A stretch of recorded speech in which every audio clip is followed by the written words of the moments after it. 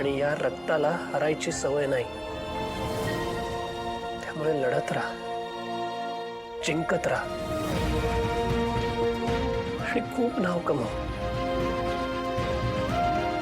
आणि मग एक दिवशी ना अख्खं जग मला कमळीची आई म्हणून ओळखेल.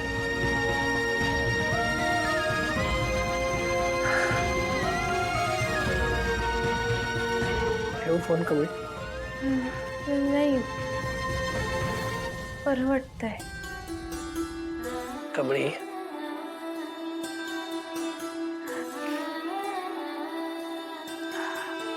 हा सर. तू ओके आहेस ना?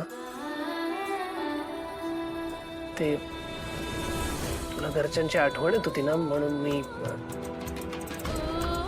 ठीक आहे. आई आबा बोलते कसं वाटलं खरंच. मला सांग, आता तुझे आई आबा तुझ्याशी बोलले असते तर हेच बोलले असते ना? लय अपेक्षा आहे तो आई आणि आबांच्या माझ्याकडनं. लय मोठ्या स्वप्नाचा ओझ आहे माझ्या खांद्यावर. मी लय शिकावं, लय मोठं व्हावं हीच त्यांची इच्छा आहे आणि मी ते पूर्ण करणारच. आणि ते तू नक्की पूर्ण करशील.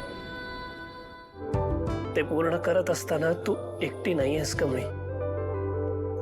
मी कायम तुझ्या पाठीशी उभा आहे. थोडं थांब कमळी.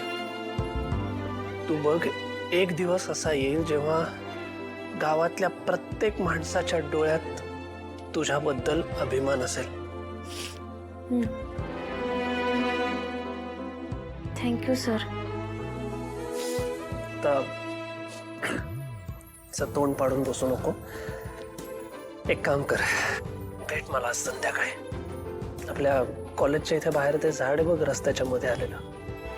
हा, तिथेच भेट. मी येतो तिथे.